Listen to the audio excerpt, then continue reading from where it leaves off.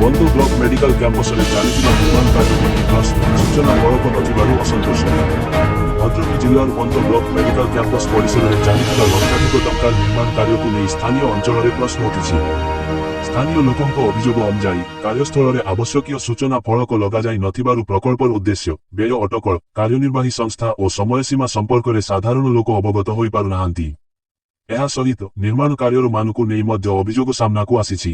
ସ୍ଥାନୀୟ ଲୋକଙ୍କ କହିବା ଅନୁସାରେ ମାଟି ମିଶା ବାଲି ବ୍ୟବହାର କରାଯାଉଥିବା ବେଳେ ଇଟା ଯୋଡ଼ିବାରେ ବାଲି ସିମେଣ୍ଟ ମସଲାର ଅଭାବ ପରିଲକ୍ଷିତ ହେଉଛି।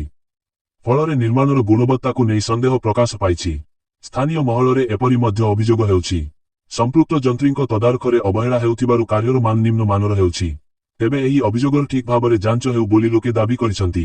ଏହି କାର୍ଯ୍ୟରେ କୌଣସି ଫଳକ ନଥିବାରୁ ସମ୍ପୃକ୍ତ ବିଭାଗର ଯନ୍ତ୍ରୀଙ୍କ ପ୍ରତିକ୍ରିୟା ମିଳିପାରିନାହିଁ।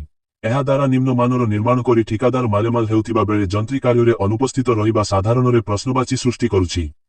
ଏହି ପରିସ୍ଥିତିରେ ସ୍ଥାନୀୟ ବାସିନ୍ଦାମାନେ ନିର୍ମାଣ କାର୍ଯ୍ୟର ଗୁଣବତ୍ତାର ତଦନ୍ତ କରିବା, ସୂଚନା ଫଳକ ତୁରନ୍ତ ସ୍ଥାପନ କରିବା ଏବଂ ପ୍ରକଳ୍ପ ସମ୍ପର୍କିତ ସମସ୍ତ ବିବରଣୀ ସାର୍ବଜନୀନ କରିବାକୁ ଦାବି କରିଛନ୍ତି।